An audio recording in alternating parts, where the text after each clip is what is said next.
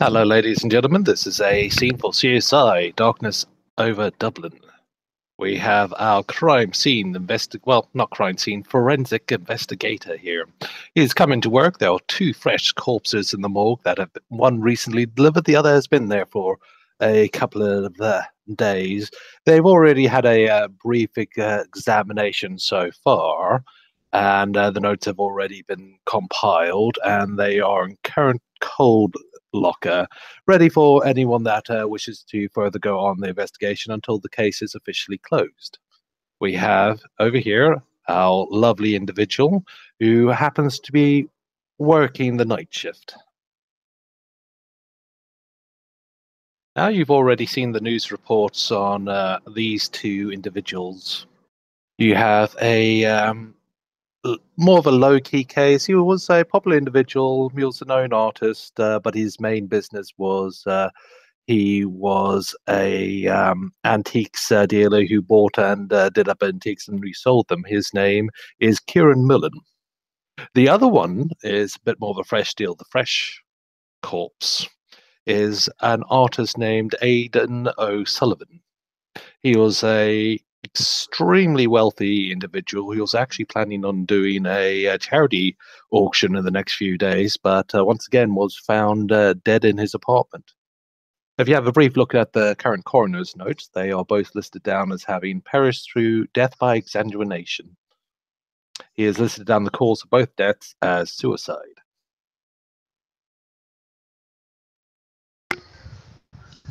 Okay, so Al-Zero walk in. He's got his bag of stuff that he takes with him everywhere. He's going to look over the coroner's notes. He's going to note suicidal exsanguination. Does it give a reasoning for the ME's justification for calling it suicide by exsanguination? On which body would you like to start off with? We'll start with the recent one, since if it's a copycat, I can look at the first one, then look at the second one, and determine one person did one and one person did the other, or they was both done by the same person. So okay, with Mr. O'Sullivan, cause of death with the exaggeration was puncturing of the, what's the name of the artery in your wrist? I cannot remember the artery. Brett didn't do med school at all and did pre-med for very little amount of time. So he severed one of the arteries in his wrists. Yeah. Well, it's not severed, it's been punctured. Punctured. Okay. Yeah. No. Well, the difference with most unfortunate victims of this would be slice or severing. This one is puncturing. All right. So, Alzier's going to put on his lab coat, going to put on his smock, going to put on his gloves, and put on the glasses so that he doesn't get anything in his eyes, and is going to look over the wound. Well, currently the main body is, of course, respectably draped over. You go and pull him out of the cold locker, get the lights on, and his arm's easy to reach from underneath the cloth. It has a rather hideous looking puncture wound on the lower wrist, as if something like a screwdriver had gone through it. Fairly thick screwdriver. Right. So it was a through and through. It wasn't like it went all the way through into the other side of the arm. It has not gone all the way through. It's gone halfway. You also note, which is also not noted on the coroner's notes, is there is a unidentified liquid around the wound that has not been looked at. All right. It has not been mentioned in any of the coroner's notes at all. I'm going to take a sample of that for the gas chromatograph later, and take a second sample to put through the mass spectrometer, just in case it's not a gas or a liquid, but there's a particulate in there that needs to be examined. I'm going to look at the other wrist. The other wrist seems to be in condition, but the fingers appear to have been, how best to put, dislocated. Once again, this is not mentioned on the coroner's notes. Is it possible to tell by the dearticulation if it was caused by a defensive blow or if it was caused by an attack? This type of injury is most commonly seen from sports injuries. It's as if someone had bent the finger all the way back until it popped out of its socket. Okay, so the fingers are dislocated, but the fingers are not disarticulated, which means that while the fingers are popped out of the socket, they're not completely separated out. Yes, that's correct. Okay. All right, so it looks like signs of a struggle. As well, in most suicide cases, both wrists would be damaged to accelerate blood flow. The wrist, you said that the other wrist was not damaged in this manner. No, it was not. So if he was to have committed suicide, he would have had to use a hand that has dislocated fingers to puncture his wrist with a screwdriver, and then chose not to hasten his departure by doing the other one. Completely correct. Okay. I'm going to go back over to the wounded hand, to the wounded wrist, and I'm going to get a swab, and I'm going to swab for metal particulates inside the wound. Was the bone injured? Yes, the bone was damaged. Okay, so I'm going to swab the bones because that's the most likely place to pick up particulates, and then I'm going to put it in another sample bag to go to the mass spectrometer as well. Excellent. By the way, you have completely forgotten about what the liquid was. You remember making the note of it. It's in your note, but you've completely forgotten about it. It takes a moment to actually relook at what you're doing and realize that you have put another thing in the mass spectrometer. Oh, I don't have the equipment with me. It's at my lab at Trinity. Oh, okay. In which case, you'll find it later in your bag. You can't remember putting it in there. Okay. Yeah, basically, it's all going in my bag, and then I'm going to leave. Once that's done, I'm going to put the corpse away. I'm going to pull out the second Are you corpse. going to have a look at the main body while you're at it? Yeah, I should probably do that. So I'm going to pull the drape off. Okay. This would appear to be a somewhat unhealthy man, probably in his late 30s, someone you've clearly done a lot of, drinking, partying, drugs. He was never in a good amount of health. Rough, unshaven. You can notice a few immediate details that jump out at you. Some of these details of the coroner's report as this looks like a childhood scar. This looks like a scar from several years ago. This looks like a injury which he must not have reported on his medical records, but he might have had a friend stitch himself, etc., etc. There's quite a few of these. What you can immediately notice with even the slightest bit of training is all of that is completely untrue. A lot of those scars are fresh and looks like they've been freshly cauterized when they were made. There was several on his chest, one on his neck, and if you roll them over, a long streak down his back. So it looks like he was slashed up badly. Yes. None of these seem to be superficial. Nothing would particularly cause permanent damage, but they would hurt a lot.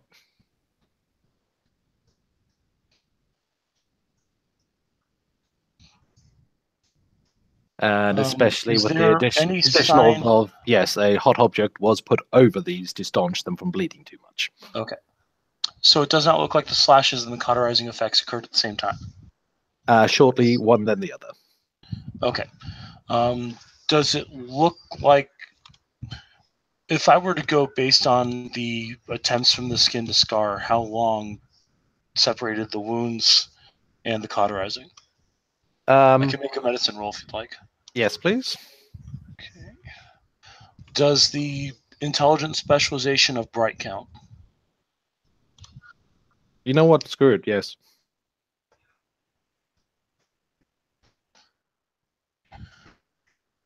One, two, three, four, five, six, 7 successes. Okay, at that point, yes, they were roughly a minute or two from one happening to the other, as if a person had done their cut, watched it bleed for a little bit, and then put something very hot on it. You can immediately identify that the very hot thing was likely a kitchen knife that has been heated up over a stove, preferably a cast stove. Does this fit with certain cultures' forms of torture therapy? Yes, it does, but it's quite a few cultures have done cut then cauterize as a standard torture maneuver. This looks like someone was just improvising with what was available.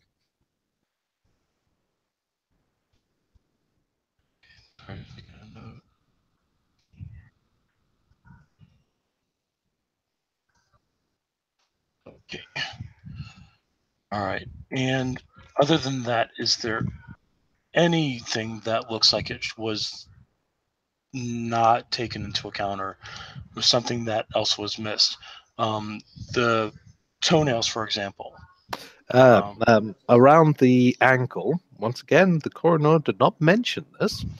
It's blatantly obvious to anyone that has even the slightest idea of what you look like, is what appears to be shackle marks, as if his legs were shackled, but around the ankles.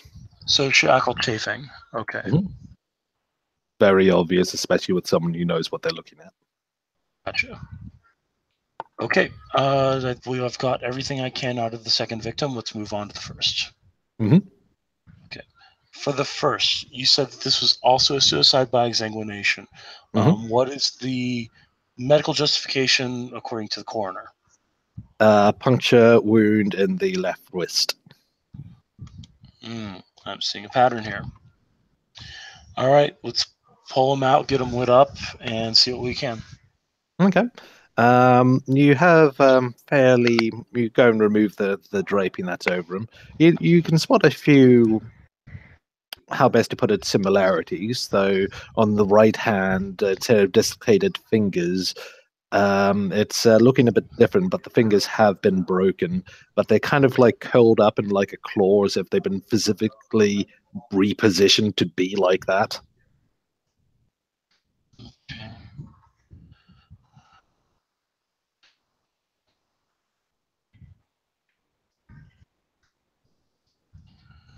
So they were broken, and somebody attempted to rearticulate them, or just reposition them. Reposition them, broken bones aside. You can see bones sticking out of the hand where it's been, if someone just moved your broken fingers and hands to form a specific shape that they're really not meant to make. It looks like it's meant to be that the shape was essentially designed to essentially hold an object, something with a handle. As if he had stabbed himself in the arm with a screwdriver. Potentially, yes. Okay. And the other wrist is not injured in such a manner, correct? The left wrist has the puncture mark. Once again, there is now crusty, but still existing, some kind of black, unidentified substance. I'll take a scraping of that for the GC and the mass spec. Mm-hmm. And the right hand is the one that was broken. So left hand, left arm, puncture wound, right hand, damage. Okay.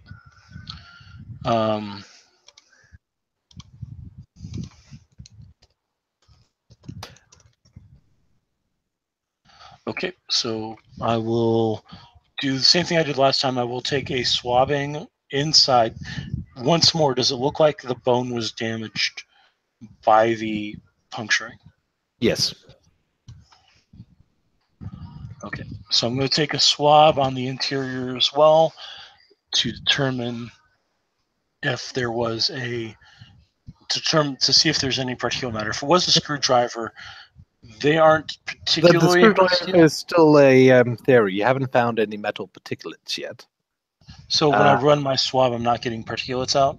Yes, you've got something, but it doesn't look like particulates. Okay. And it's kind of hard to tell since it's covered in a bit of a black goo. Also, make me an additional medical roll. Gotcha.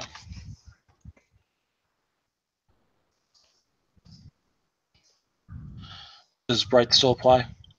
Yeah. Okay. Oh, those ones. I got 2 successes this time. Okay. This wound is slightly different to the previous wound because it's slightly larger. As if it was like originally so size and then stretched a bit. You can't tell if that was the coroner examining it or if it was stretched before post-mortem, pre-mortem.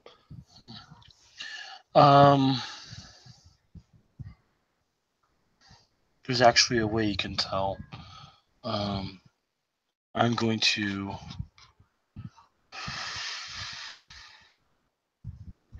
Damn it, I actually can't. Because that was what you gave me for the medicine roll, and without a higher medicine check, I cannot determine whether or not there was that kind of damage happening before or after the cells died. It will be difficult. You'll need to take a tissue sample, potentially. All right. In that case, I will take a tissue sample so I can look under it with a microscope later. Essentially, you'll be trying to tell by how the cells have been damaged. Right. Cellular damage versus cellular decay should show up. Now, you said you're doing this guy top to bottom, so there, once again, shackle markings down by the ankles. There is another difference that you notice by him. This one also not listed down in the coroner's report. Appears his tongue is missing. That's not something that gets missed on a forensic examination, even by the worst medical examiner. Okay. Oh, most definitely not. That one should be shooting several alarms at you right now. All right, so the tongue's missing. I'm going to examine the maxillary to determine if the tongue was severed or ripped out. You know what makes it a bit weirder? Since you're going through that bit, this guy's teeth were checked, and coroner's report say perfectly fine. The guy's teeth do show signs of clenching and a little bit of chipping, but the coroner, whoever examined this body, actually did check the teeth. Well, was his body marked up in a similar torture method as the previous one? No, this one doesn't appear to have any signs of branding, but has signs of bruising.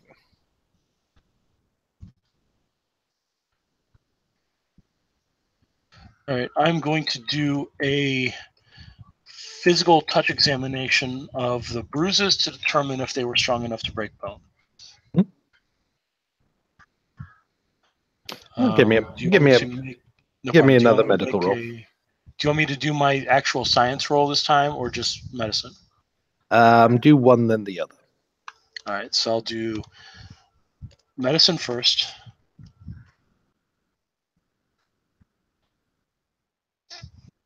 One, two. Oh wait, no, the one cancel out 10. Never mind. 1, 2, 3 successes on the medicine. And now for the forensic anthropology roll.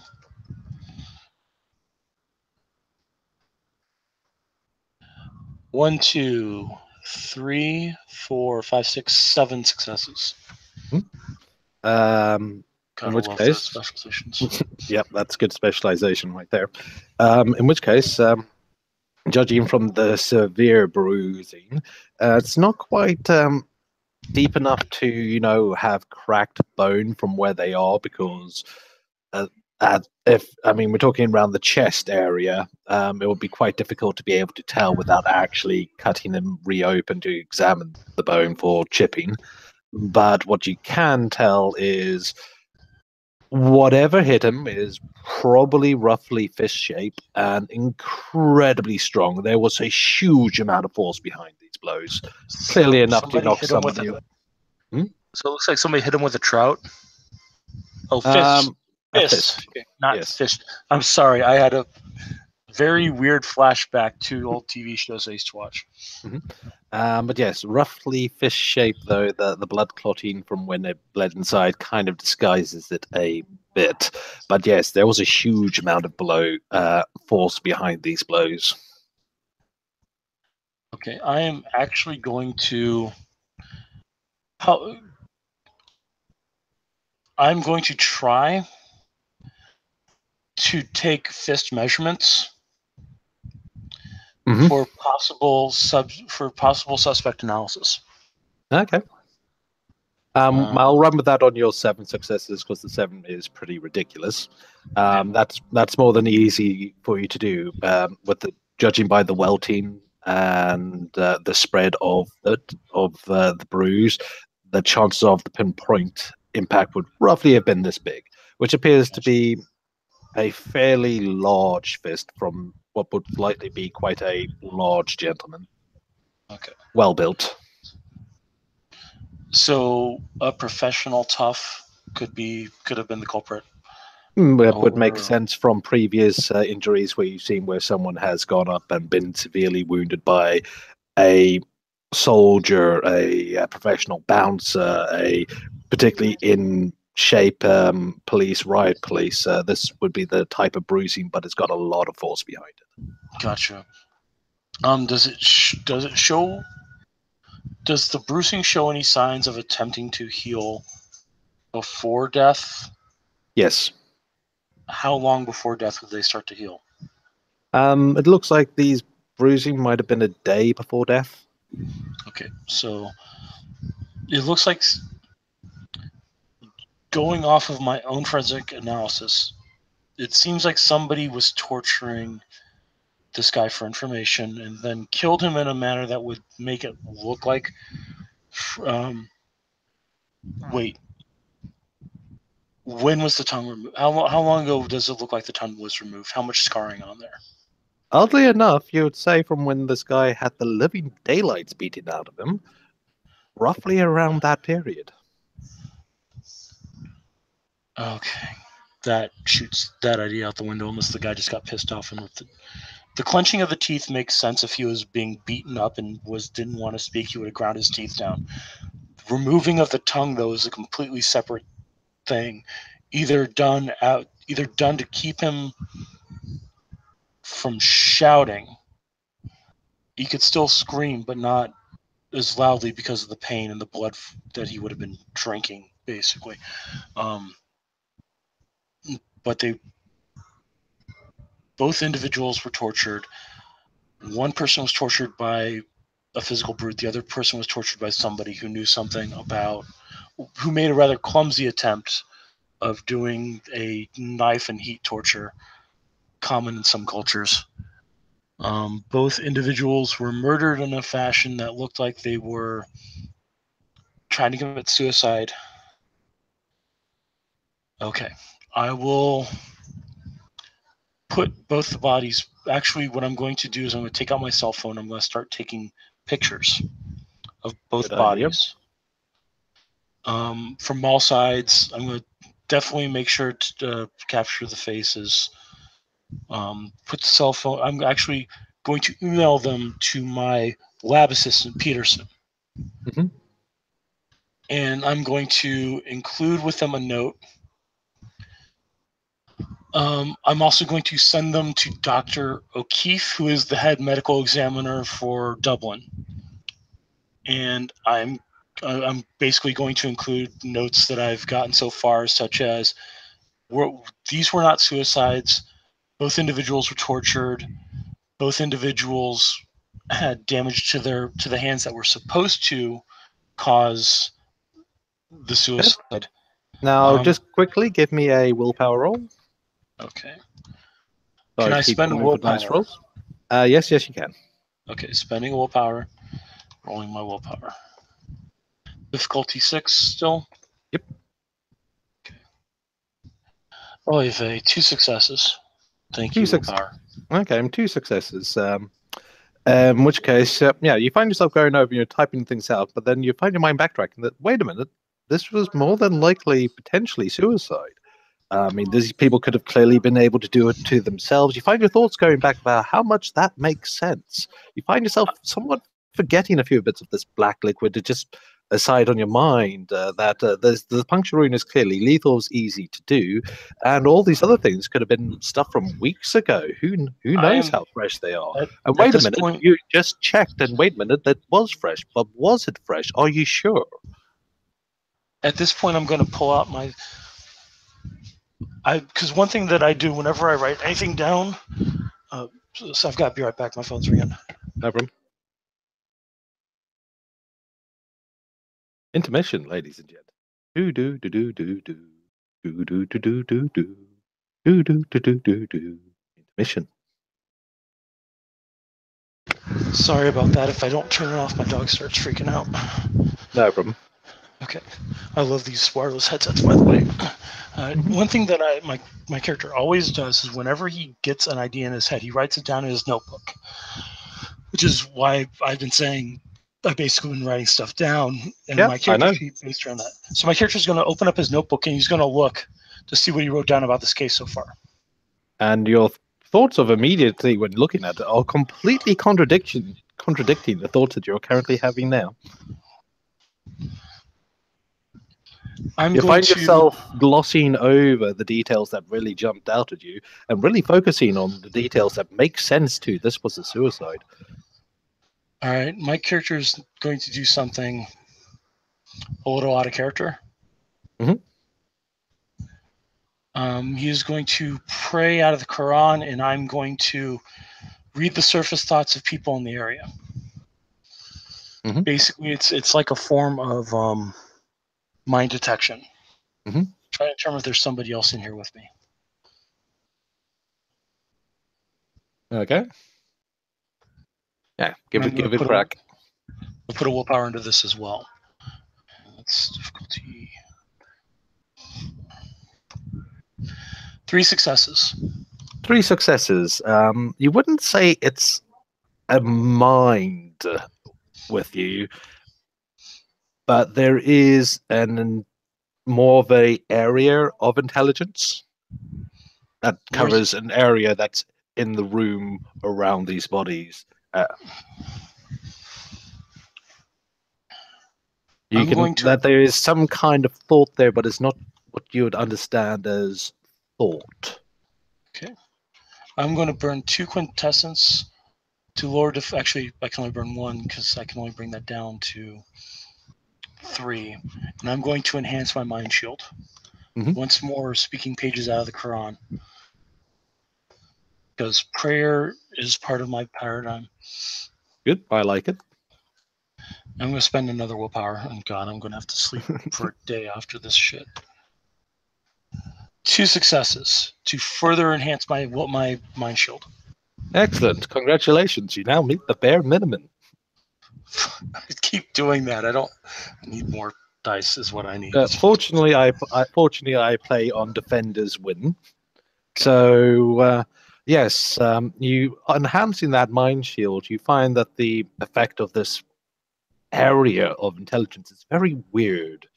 It's not the type of thinking that you're familiar with, where it's kind of been influencing subtly your thoughts and just redirecting it to other areas and basically wanting you to focus on what it wants you to focus on rather than these other details, which is very much in the suicide. You find yourself being able to now more easily brush them off. You can still feel the kind of prod at you, but it's not trying that hard.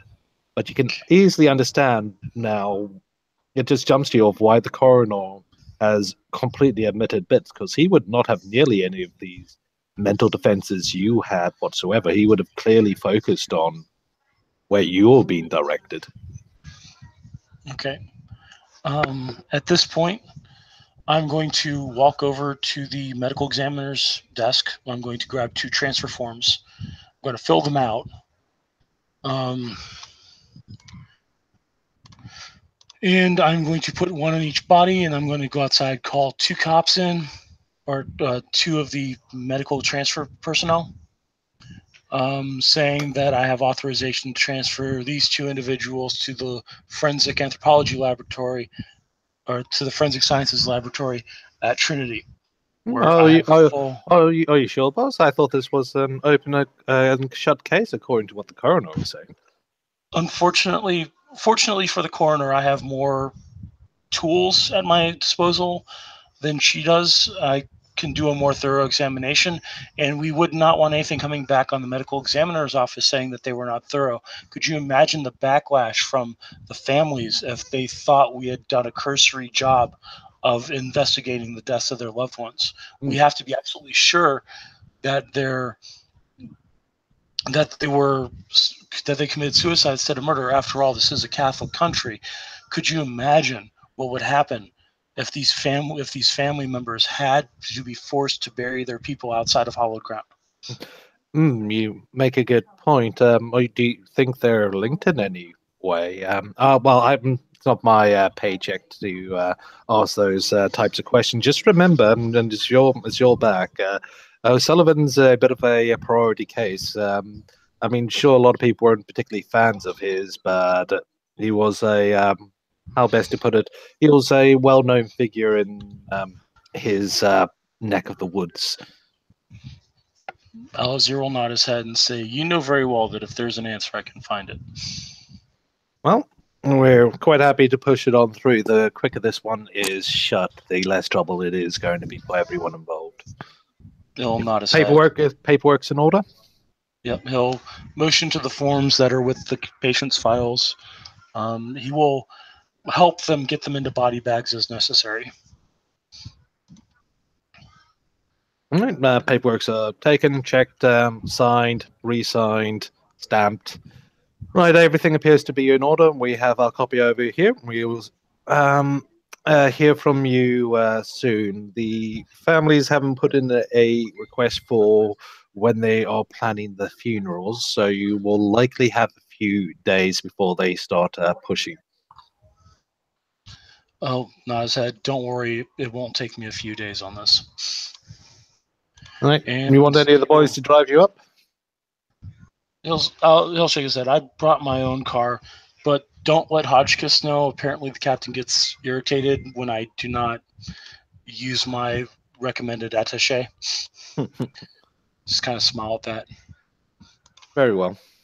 Well, paperwork's in order. You've done the bits and making your notes. Yes, you can now transport them to your personal lab. You can see via the spec, people really don't want much to do with these. They just want it to be as soon as possible. They just want this done, paperwork signed. This was it. They just want it away.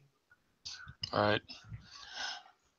Trust me, I know they want this done, and Alistair wants this done too. So he's going to get those bodies to the lab at Trinity, and then he's going to start processing his exam. He's going to start processing the materials through the gas chromatograph and the mass spectrometer. He said that he's also going to take the skin samples that he got over to the electron microscope. And he's going to see just how much damage was done to them prior to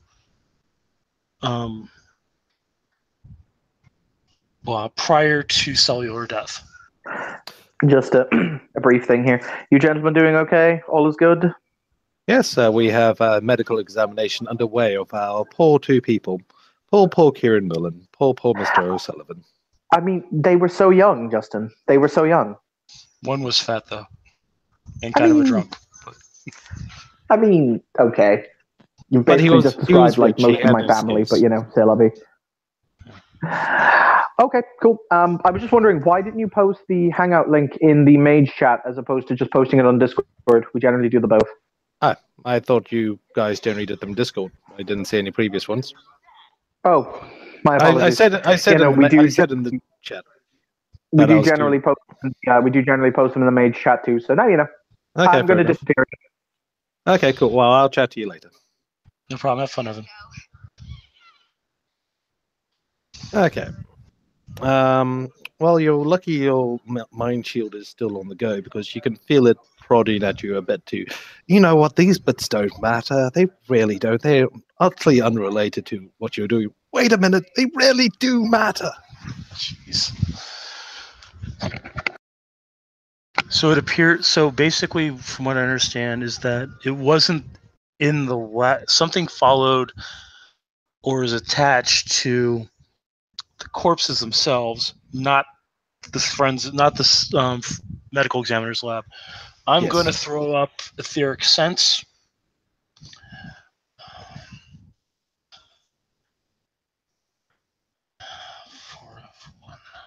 I'm going to spend another willpower. I'm down to 2 now. I am eating up that willpower. Yes, you are. 3 successes. Okay, explain to me etheric sense quickly. Etheric sense is rage. Etheric sense is essentially Prime 1. It is I am looking for active magical patterns. Okay, there are, in fact, yes, there is an active magical pattern, almost like a kind of a weave around these. It has kind of a little bit of a sour flavor to it. It's a bit off, but yes, there is a pattern generally there, and like these little kind of movement to it. Like Okay. it's a pattern of several things rather than one thing. They're just really, really small things. All right, so About yay big things. So spider things. Do they correspond with technocratic data spiders, or They don't correspond with any kind of technology that you know of. While silvery, they seem to be more pure magic. Okay. It's hard to explain these things because unfortunately you're not really a person who deals with this type of creature. Yeah. I had a character that he dealt with data spider spirits a lot, so he knows all about them. But does it look more to the fact that it's a type of? Does it look like it's a response to the Dwemer, or does it look like it's actual little things crawling around? If you were to kind of extend your senses as you have done many, many times in the past, especially when you're learning, you've always known that these things were about. Wherever you go, they exist in different forms and different shapes and different sizes, but they're just that one step that direction, one step that direction. It's like looking at the edge of a mirror. They've always been there. It's almost like you could call them spirits. Which is something this character doesn't deal with, but my last character dealt with a great amount. Okay. Yeah, which is why I'm having trouble trying to explain this to you. Yeah. All right, so I'm going to need to put in a call then. Unfortunately, she doesn't play that character anymore, so I need to find out who else in the city deals with the stuff at the corner of the eyes. For the meantime, I'm going to continue the research, but I'm going to put the bodies into a type. I think I've got no, I don't have hyperbaric suspension chambers. I'm going to put them into cold storage until such a time as I can get enough beetles ready to do a flesh extraction. Mm-hmm. While I'm doing that, I'm going to text one of the people in the city that I know, which would be Tim.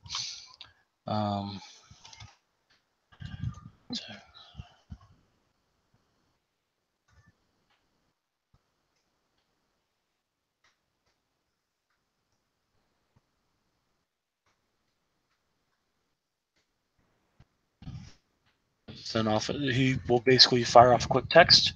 He'll look at his lab assistant and basically look at Peterson and say, until further notice, I don't want anybody interfering with these bodies.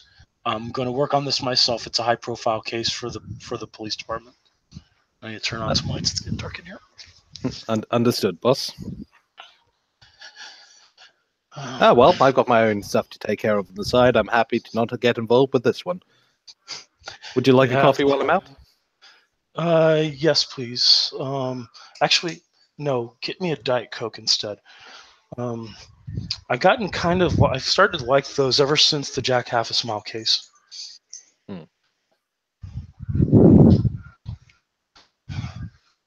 Because out of character, Alistair remembers last time he drank coffee, he lost his magic. So, Right. I'll be back in a little bit, and I'll bring some down for you. Don't stay up too late now. no worries. I've got to go home anyway. Probably another 2 hours. All right. So, once Peterson's left, I've not gotten a text back from Tim, so Alistair is going to look at, are the mass spec of the gas chromatograph done yet? Say again, please. Are the samples that I put the first samples that I found, the fluids, The black fluids, into the mass spectrometer and the gas chromatograph. Okay, Have I got excellent. anything out from them yet? Oh yeah, the fluid's it's pretty quick to read things. You have no idea what it is. You've never seen a liquid like this, but this type of things typically happen. If I remember right, it's been a very long time since I've even seen one of these myself. Wouldn't they have a little warning if it detects something that's actively dangerous? Yes. If their gas chromatograph will, if there's a chance of contamination, like if there's a chance of a spread, the GC and the mass spec will send off an alert. If it's just a dangerous thing, like a poison, like maybe a contact poison or a non-inhalable or non-ingestible poison, it will show up as a mark on both machines. Like it'll say, "This thing is dangerous. Do not touch." Yes. In which case, this thing is dangerous. Do not touch. Also, very low level radioactivity. Okay, so I'm gonna go find some lead boxes to put this stuff in for further analysis. Then I'll do the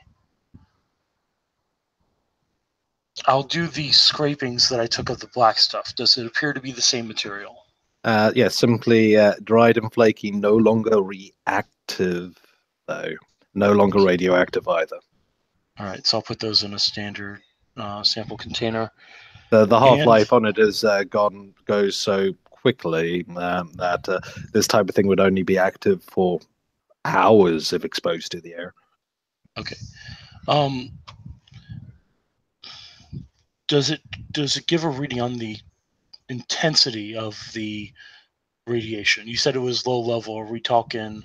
Well, it's been quite a while since this guy's been dead. It might have been a bit more intense when it was fresh. Okay. Like I said, it has a very quick half-life. Yeah. Okay, that makes sense. I'll have to actually do a bit of my characters actually have to do a bit of research on radioactivity, so he can determine how potent the radiation was at the time of the exposure. The things that you can notice because you're basically doing a chemical analysis as well. This type of chemical, you can't quite make what it is, but it would be highly reactive to certain reactions itself. So if you put it on your skin, you'll be fine, but it makes no sense. But I mean, you've got various things on the go as well. This would be highly reactive to anything that was like trying to clot, for example. It would actively prevent clotting. It would thin blood if exposed to it. I see. So it's a platelet. It has a platelet negation factor to it. So if it's exposed to platelet-enriched blood, which it would be if the wound was trying to clot, it would remove the platelets and thin the blood out. So it's a hemophile. Okay. That's right. All right. Okay. All right. I'm on par now. All right. Now that I know that those two are the same elements, I'm going to do the mass spec and the GC on the swabs that I took from the bones, from the bone puncture marks. It looked like, and you can see that a little bit because you couldn't quite make what it was, but now you've had an opportunity to clean some of them. and remove the chemical on, or just simply when you're analyzing that chemical over there, you can remove from your analysis. These machines are quite smart. This looks like filaments, like you get on a paintbrush. A wooden paintbrush. There's little splinters of wood with the little brushes that were still stuck in the wound. I thought only one of them was a painter. Both of them were painters. One was just a hobbyist. Okay. One was described, and you now remember your news report, it's described by his brother on the news report as a talented painter and kind individual. The other one was a professional painter.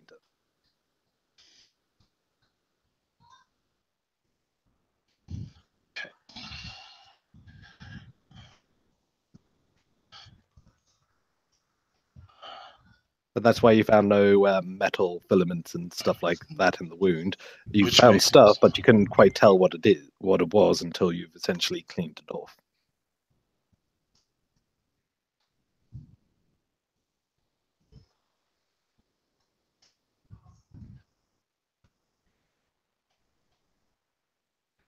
Sorry, Bowser's writing in his journal like usual. Good, good.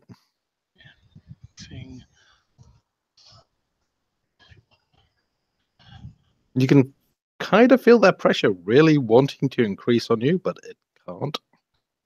Okay.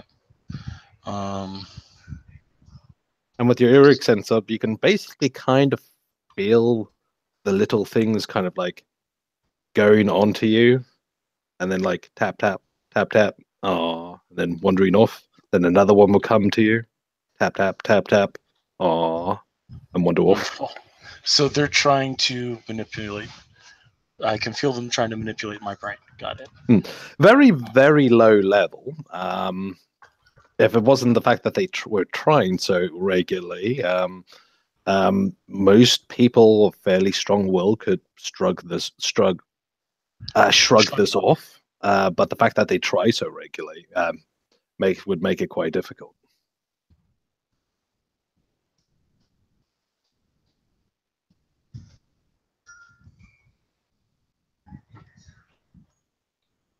And once again, also, it never pushes too hard. There isn't any like real force behind it.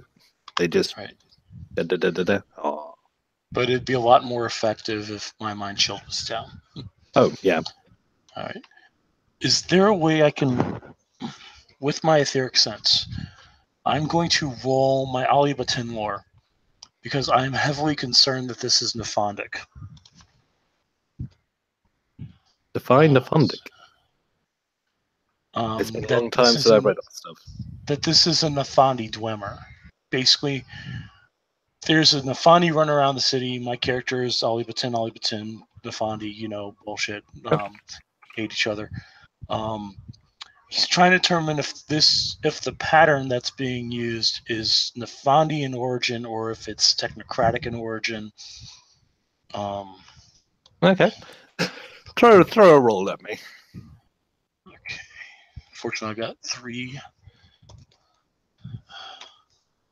5 successes. Actually, because I'm bright, 1, 2, 3, 4, 5, 6, 7 successes.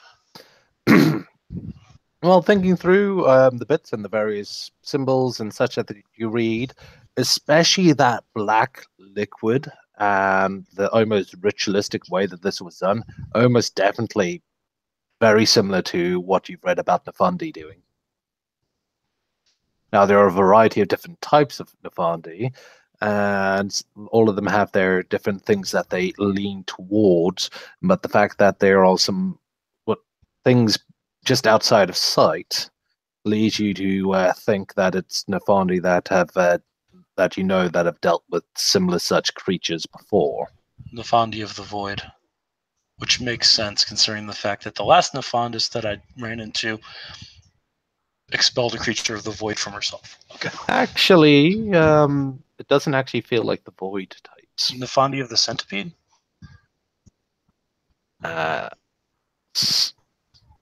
I've only got.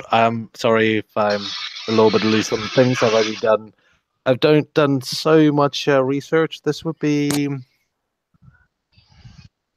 It's not these, but when you've looked into these things before, add Sin and Stratus. Sin and Stratus.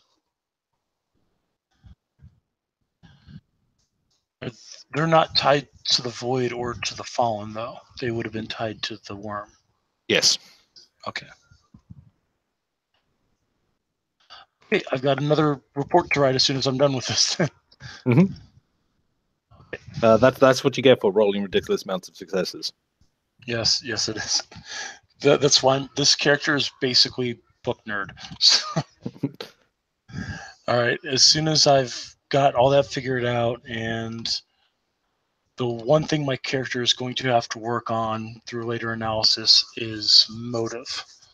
But so far I know that they were not suicides, they were murders. They were murdered by somebody who is using a Nephantic Dwemer and who was clumsy in their torture methods.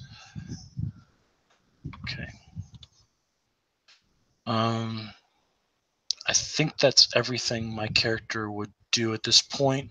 Once I get the beetles cultivated, I will strip the flesh off the bones and see if that breaks the Dwemer. Yeah, unfortunately, those little guys, they're really sticking around. They are kind of sticky. Okay. But they're trying to poke at things, but you've actually removed all the things that they were trying to poke at. So they can't exactly say, look at this wound, it's clearly suicide, because the wound is gone, because they're bones. So most of them are now wandering off. Okay. So it is significantly weakened because the ones that were looking after specific types of cover this up no longer have a job to do. Okay. At this point, I'm going to write my final analysis, stating that we are looking for saying that, judging by the wounds, the suspect was associated with art, associated with both of these two individuals, and that the police need to form well, my character is not a forensic psychologist, so he can't actually form modus operandi, but he's going to say it's more than likely this person was involved with art, involved with both of these individuals, and that any other artists in the city might be at risk. We may be looking at another serial killer. And he's going to put that into his report, and I'm not going to blue book that report since that report's going right to you. Excellent. But is going to basically mention one last thing. Judging by the development of their brains, were they the wounds on the wrists, the wounded wrists, were those the dominant hand or the recessive hand? That was their painting. Well, if the hand that was broken would have been their painting hand, then the recessive hand was the one that was punctured. Okay. And I'm going to write that in as well as state that the suspect shows signs of jealousy towards the skills of the painters, because you do not break or dislocate a painter's hand without it being personal or jealous of the talent. So excellent. Well, that will conclude your first foray into the investigation. I believe you've been rather thorough with it. If you do have further questions, we can throw out a bit more information on the side because you've done a rather thorough investigation. Well, these things are bones. As long as you can keep your mind shield up to at least level 1, you should be fine without me having to poke you for misplacing information. Basically, if you make a willpower roll and you scored 0 successes, you'll begin forgetting the information. Gotcha. I'm going to make sure that all evidence involved in this, while I still have my brain going, is going to be locked in a secured vault where only my character has security authorization to enter. That means that the head of the department, the head of the lab, I'm technically the head of the lab, but anybody that's like, oh, I own this lab, I can get in wherever I want, they can't get in. My lab assistant, Peterson, who is not magical, cannot get in. Emmy cannot get in, that sort of thing. Excellent, excellent. But yes, I think that does it mainly for that scene now. So thank you very much. It's been a pleasure. But now I have a person who I haven't seen in a very long time that we can jump to next. Okay, at this point, I'm going to bow out and make some food. So I'll talk to you guys later. Cool. Thank you very much. Good amount of fun. Nice to get that information out to you. Thank you very much. Have a good night, man. Cool. Cheers. Well then, how are you doing, Mr. ST? I'm doing quite well. I've just good timing. I just finished with his side of the investigationary bits. So if you do want to look into it, I've got it all still fresh in my mind. I do. I am an investigative police officer. Excellent. Well, the timing's going to be a bit weird on this one because he's the forensic kind of guy, so he's got the bodies for autopsy. But we can have a quick go through some of the bits and pieces. Now, first of all, tell me, do you have any mind shield prepared? I have a Mind Shield 10 that's going to last for the rest of the year. 10 levels of mind shield. Yes. Okay. I might have gotten retarded on that.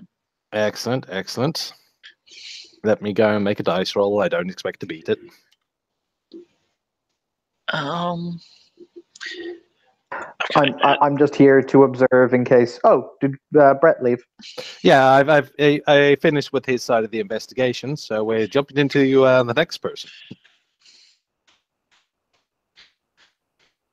Okay. In which case, I've made my roll. It was a pretty good roll. My roll was not good enough. Okay. So I will explain things as appropriate as we're going along. But how do you wish to start this investigation?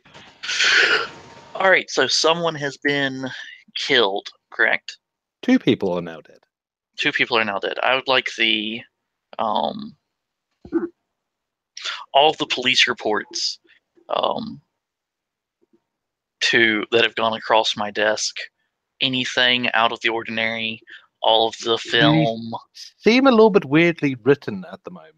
They've taken pictures of the scene and all of that, but they all start off kind of going like horrible brutality. This place was a mess. But by the time that they've done, they've gone and clearly in their own heads decided, yeah, this was obviously a suicide case. This person inflicted all of this to himself. Seems that they were upset from our examination of the scene. Nothing appeared to be missing. Subjects' money and possessions were still in place, and this applies to both of them. And clearly, this was a suicide case, and we will recommend such to the coroner for when the coroner has their examination. All right. Which coroner is getting the bodies? I'm not too good with the specific names at the moment, so it'll just be the kind of the Dublin police station style. That person. Well, I am an investigator, so I'm going to go down there and check on the bodies. You have a full license. That's fine. That's fine by me. You'll be asked to sign yourself in at the station as per usual, etc., etc. Now, for this type of thing, because I ran another scene with that guy previously to you arriving, we're going to say that you were here a few minutes before he arrived. Okay. And we'll just run it as beforehand. As long as it doesn't conflict with what he did, you're fine. Okay. Okay, the bodies are on ice. One has been here for 2 days. The other one is fresh from this morning. All right. Well, I'm going to go ahead and ask you, is there any time distortion on these bodies? No time distortion whatsoever, but when you start examining the bodies, you can almost feel a slight pressure as if something is wanting you to completely believe that this was a suicide.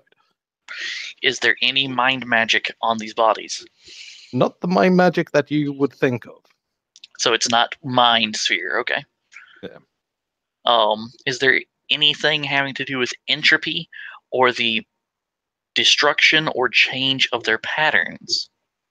Entropy, in a sense, yes. There appears to be something kind of a reactive chemical that was still semi-fresh on the new body. That it's kind of hard to describe, as it has relation to entropy rather than itself being entropic. I am going to look into the past at this Okay. body. Oh dear, you're going to make me some dice roll, please. I sure am. I'm going to use the rolls room because the other room because the whatchamacallit keeps, deciding to shite itself. Alright, so I have my foci. So that's down from 6 to 5. I have a specialized foci. That's 5 to 4. And I think that's all I can get out of this. Oh, wait, no. My avatar is with me. So to 3. Okay, I'm not going to argue with anything. I'm still relearning a lot of the bits and pieces, so go for it. I have an ally. My ally is my avatar, and the goddess of hearth and home. So Vesta. So I get small bonuses for them being around. So, and I will spend a willpower, and I will make this a extended roll. That'll be 2 successes. So the effect is now up. And I am going to continue to roll because I would like to go backwards in time. Yeah, keep rolling for how backwards you can go. Exactly. So that's 1 success. So that's seconds. Nope. A person walked into this room and started performing a ritual. Exactly. And that's 4 total. I'm going for 5. No, I'm going to stick with 4. So I don't think I need to go back more than months. Nope. I hope. Okay, so let's describe this as the rapid zoom back, as if you hit the rewind button, but it's inside your mind. This is the weird dislocated from self, with is always the uncomfortable bit of doing it, because your body's over there, but your mind is a little bit elsewhere, as it allows the time to flow backwards and follow this body on its horrible, horrible journey. As it has the bits where it was examined quite thoroughly by the coroner. The coroner did all the notes. It has a autopsy performed. It was all fairly quick and done, because especially for this one person was a fairly high priority case, being quite a wealthy and respected individual in his circles. You get all the way to the point where you can see this person was lying in their obviously dead position back at their house. Various paintings stewed around, but he's been dead for a little while. And you start zooming back as the blood pools start reflowing back into the body. I'm gonna slow down. I don't want to go as fast. I want to do this like in 2-minute intervals at this point, I guess. Okay. I have time 3, so I can make that decision. Excellent. I was going to go, just keep on going and describing faster and faster. Yeah. Okay. Anyways, so slowly the blood is dripping back into its body. You can see the active what was the crime scene. You're doing this to the fresh one, aren't you? Yes. Okay. You're in a rather a high-rise flat, the expensive kind, with the expensive furniture, with the expensive carpets. The artwork on the walls is odd. You would suspect from this person's reputation, likely his own artwork. They're fairly vivid dreamscape or nightmarescape, as one will put it, very Geiger-esque. You can see that he was essentially for point shackled, but the shackles have since been removed, and the wounds are once again, the blood from the wounds is flowing back into the wounds. You can see things that were previously in place on the ground start flowing back to where they were meant to be from when something knocked them over. And you see every now and then you get this complete flash of utter darkness. Time hasn't stopped. Time's completely moving, but the room goes completely and utterly black. You can't see anything. I'm going to stop there and do my little sights. Entropy, is anything changing the pattern in the area? Not really. Go on. Mind, is there more than one mind present? There are several minds present. Some very, very, very small minds, and one quite. This is only bigger sentient, mind. though. These are Yeah. only sentient. Okay. Yeah. There's a couple of sentient, and one, but they're mostly sentient. They're not fully sentient, but they're towards sentient. Okay. And one thing that is very much very sentient, and slightly crazy. And slightly crazy. Noted. Let's see. What else can I see on you, Michael? Any time distortions in the area? No time distortions. Is anyone but me used time magic to watch this? No. You're the first person. All right. If that changes, will you let me know by PM? Because we'll all be here at the same time. Okay. Yeah.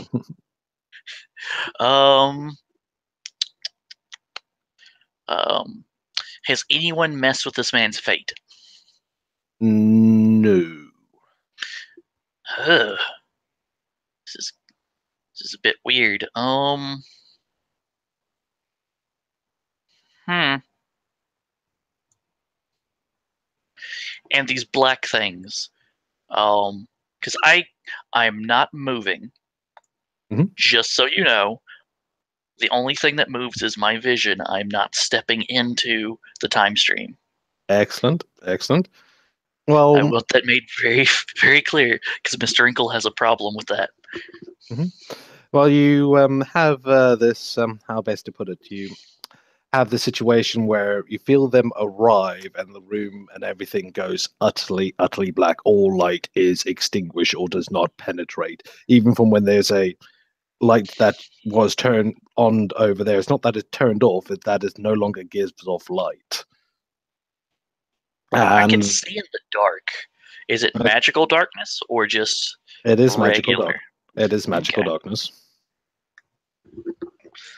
Let me write that down because that is something that I'm going to want to remember as soon as I find. Oh wait, I can just add it on my blue booking. Can you hear? I can. I can. Hear this time thing. I am There's- sitting outside of the moment, but Yeah, watching it like I would a TV. There is this almost like absolute high pitchness that is on the very edge of human perception. In fact, give me a perception roll, please. Okay then.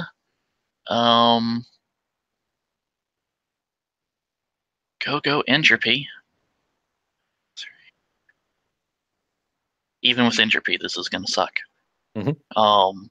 It's still gonna suck bad. 3, 4, 5, and what is this? Alertness or awareness? This is more awareness. Okay. And the difficulty? I'm going to put this at standard difficulty of 6.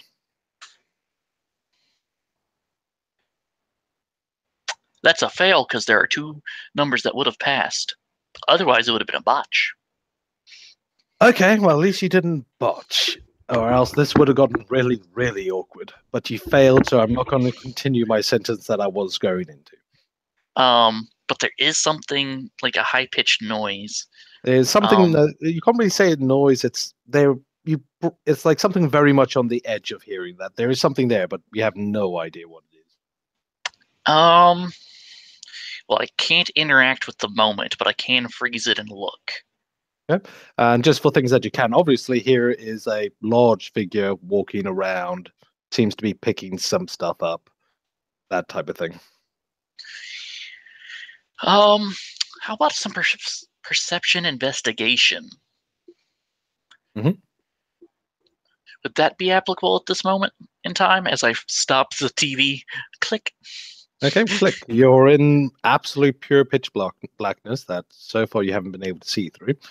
It is Great. magical in nature, and there you can sense there is a fairly hostile mind, but this blackness is going to be going back a bit. So if you start rewinding again, this blackness is going to last. All right. Well, I got 2 successes on my investigation. There is one thing walking around in a lot of little almost sentient minds, correct? Yeah, following them around. And one of them is angry? Yes, very, very angry.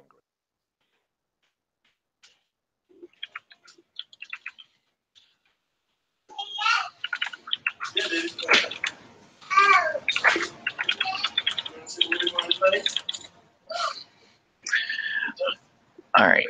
I'm gonna start the thing going backwards again. Imagine me sitting in front of sitting with a VR thing on my head, and I'm just spinning around the room and just looking. That's how Michael sees it.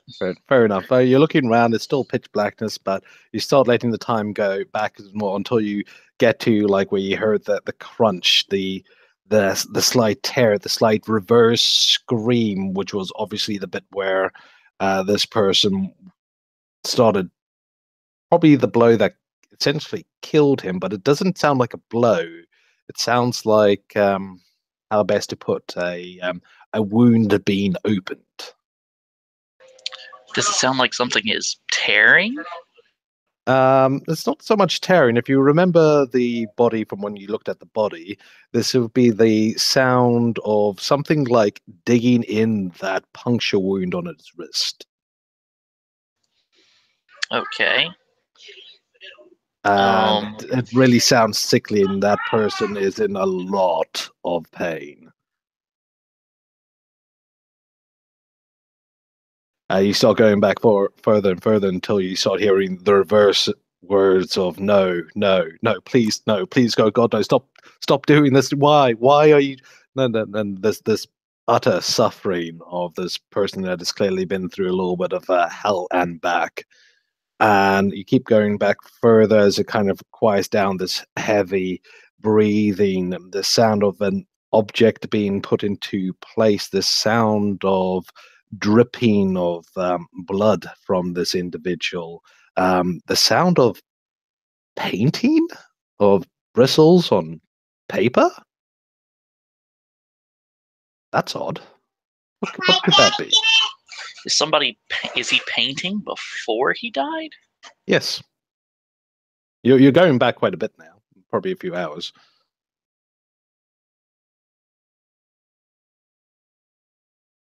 And the painting starts and stops, and every time it kind of stops, there's this kind of impact sound of I would call it less of an impact, more of a imagine.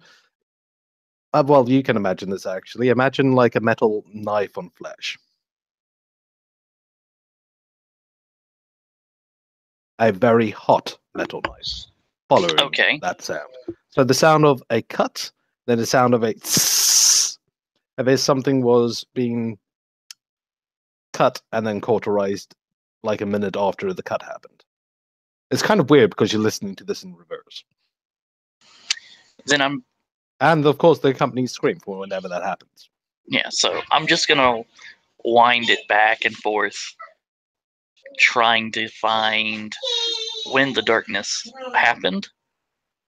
The darkness happened. Well, the darkness left. If you go and like recheck that, the darkness left shortly after that. That tearing kind of sound around the wrist of this individual, where you heard a lot more blood coming out. Chances are that's what actually killed him. No, I mean like time. I'm looking at the actual what time is it? Oh, time from how long the darkness lasted in this place. Mm-hmm. Okay, and the time in this place would be roughly to early in the morning. The sun is dawn is when it left. The sun would be up, but it would be fairly still dark outside. The sun's just rising. I think you misunderstood. I want the exact time. Oh, exact as time. I have Okay. Yeah. Okay, let me just get my winter timetable out. Because I can ask that with this. I am a time mage. Give me a second. I have a bit over here.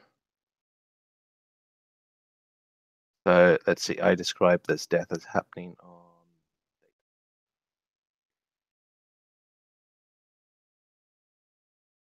I'm sorry, I'm actually getting the exact date for you.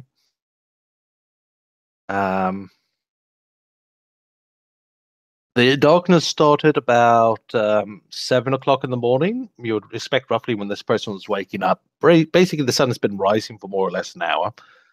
And the darkness... Sorry, I got that the wrong way around. Sorry. Not 7 o'clock in the morning, 7 o'clock in the evening. So the sun is... It should be pitch black around that time outside. The sun is set. And the darkness ends roughly 7 o'clock in the morning.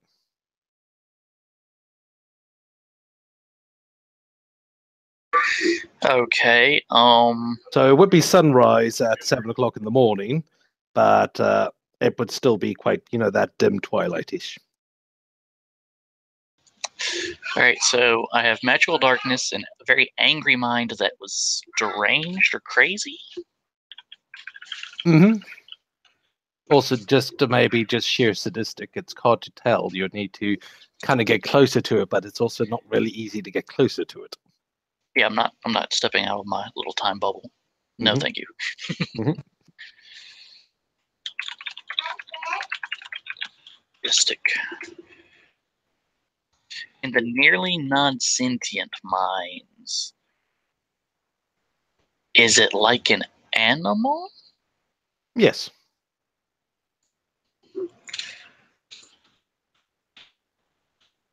Not an animal that you would know, though. Essentially, Grog, just to kind of sum it up, because it's a little bit difficult to describe this one, try to imagine the mind of a spirit that is semi-manifest. Oh yeah, I can actually do that. Yeah, I know you. These spirits before. He doesn't like something near him.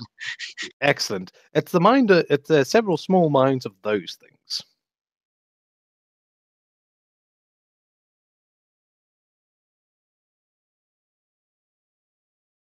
Okay. All right.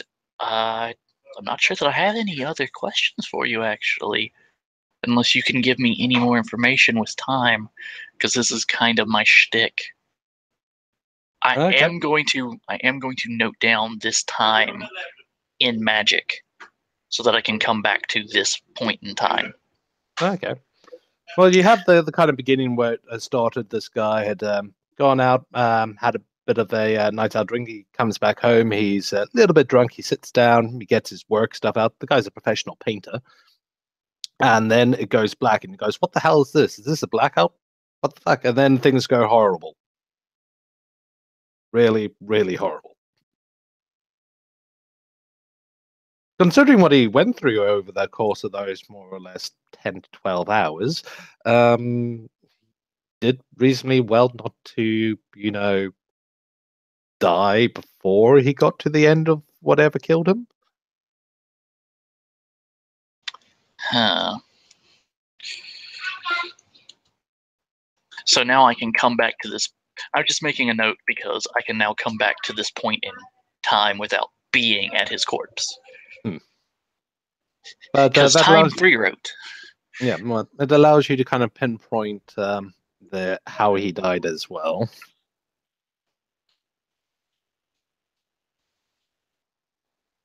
Yeah, that's a pretty damn good. But yes, you can drift your mind back to the police station, and it already starts forming of the marks and stuff that you can see on the body in front of you. How that formed, why it formed, what caused that to form, where did that come from? You can feel the slight pressure of several small things kind of poking at you.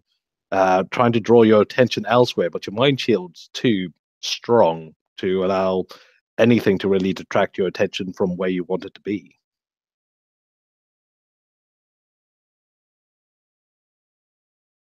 All right. So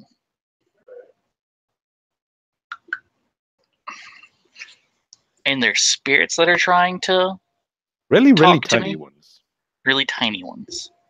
It's not so much talk to you; it's more kind of divert your attention.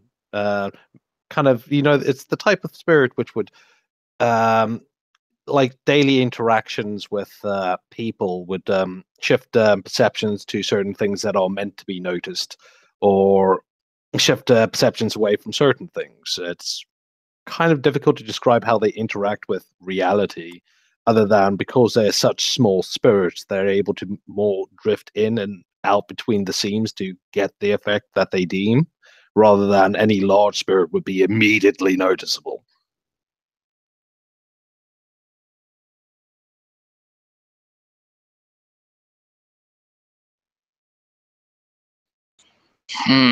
You give me a lot of things to think about. Mm-hmm.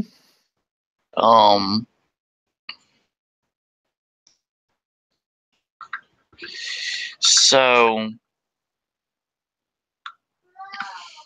is there anything else that happens between his death and the police arriving? The horrible blood pool. Nothing else enters. This person lived by themselves. There isn't anyone else to come along.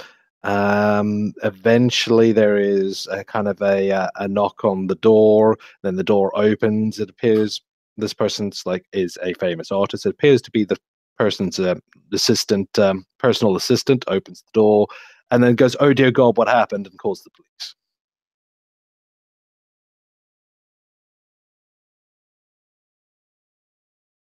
That's how the death got reported. All right. So now I have a person and name and face. And no one else entered the house that I saw except for magical darkness. Mhm.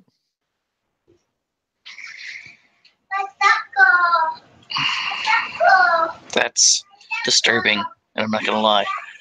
I'm gonna look at the other body too. I'm going to do the same thing. A little bit of a different theme of injuries on this one. You have a look through the coroner's notes, which appears to be contradicted by the evidence standing in front of you. Make me a medical roll if you want to actually do a proper examination. You would make me. Okay. I'm gonna quickly lower this difficulty because I can. 8 entropy. Mhm. So I will lower it by 2.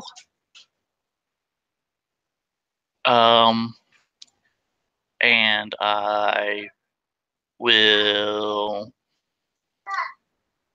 Okay, so would you accept wits to tell the difference between this, or do you want intelligence? I would prefer perception. Oh, perception. I'm really good at that. Intelligence is good. What's this more for fast thinking? But if you're worried about your character's actual brain power, noticing stuff is also pretty good for this type of deal. So perception plus medicine. Shh. 1, 2, 3, 4 successes. Okay. In which case you do a rough over. You're not a true medical professional, but you happen to have seen a lot of crime scenes and a lot of bodies in your time. You know what you're looking at. Judging from the bruising over there, this person was struck several times with considerable force. He appears to have the same marking on his wrist, where his artery vein was punctured on his wrist.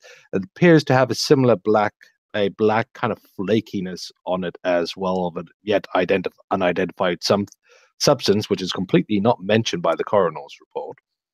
You wonder why. You go over his head and everything like that. this person wasn't exactly the best looking guy out the bunch. Once again, has the signs of being shackled on his ankles. And then, almost as an afterthought, you have a look at his other hand, and it appears his bones in his hand were broken and then repositioned, as if being forced to hold something after the fact that it was broken into several pieces. All right. I'm gonna.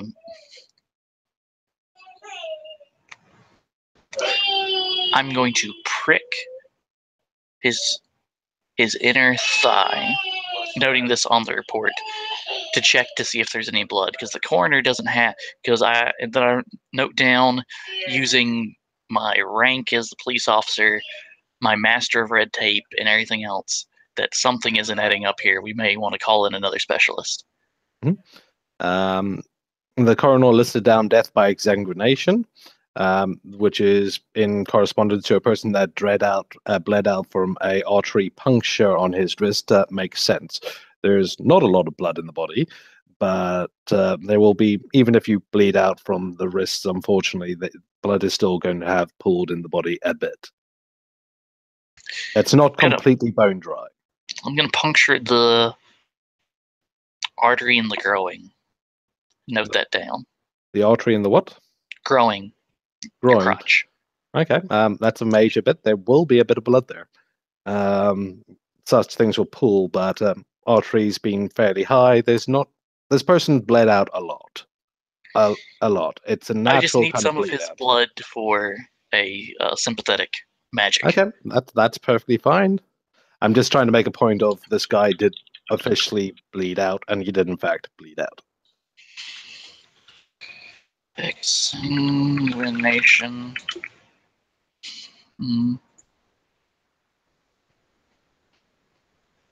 I might get with you again when I get to my Chantry Sanctum thing, because I don't want to risk botching a time roll. You don't want to exactly cause a paradox with the previous scene that I previously ran before your. Please don't do that. I don't want to change history. Either way, just to make it a little bit easier, one of the other police guys wanders in and says to you, I know you're investigating, but one of the forensic guys has an appointment to deal with these soon. So if you could wrap it up, I need to get the documents in order for him. All right. Thank you very much.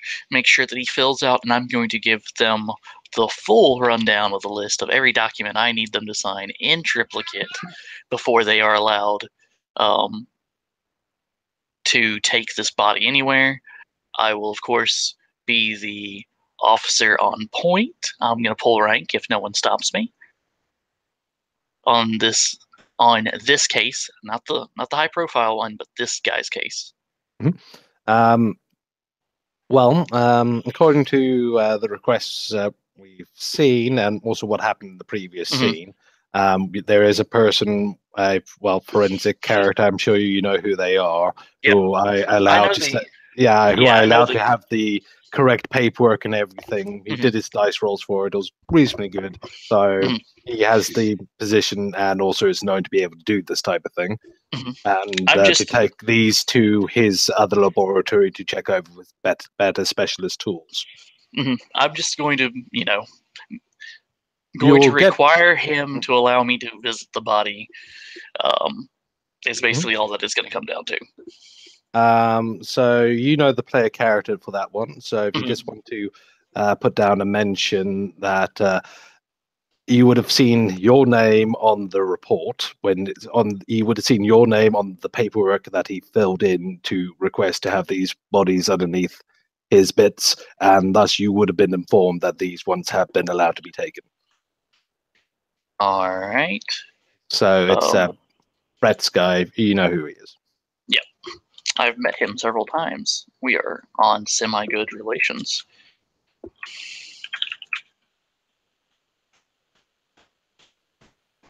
But yes, there's a general feeling, as almost as if something was influenced it, that people are rather flexible to do whatever it takes to ignore these guys. They don't look too closely at the paperwork. People don't really read in detail the specifics of the reports, or no one's really even seen how the police report self-contradicts itself, of starting with the, oh dear God, this was a horrible assault. You know, this was clearly a suicide attempt. I'm going to change all that. Mhm. So I'm basically going to be staying up. This character will be staying up all night, changing that, going through that red tape with ease, and he's going to be like, no, this is what happened. I see what you're saying, but if you look at this real closely, you'll see this mark and stuff like that. He also noticed a few things that you hadn't noticed yet. And I am very good at this. My difficulty is in the negatives, actually, for the roll. Do you want me to roll? I really don't want to see the horribleness just yet. Okay. My difficulty is at -1 for this particular roll. Oh, yeah. I have Local Hero. I have Regal Bearing. I have Master of Red Tape. I have Mourner's Chant. Okay, yeah, you're good. You're good for this. Either way, you see his response up. Say, yeah, you can. It would just take an easy submit to see the body whenever you exactly wanted to see it. With that much legalese, basically, you have the highway to always have permission to it.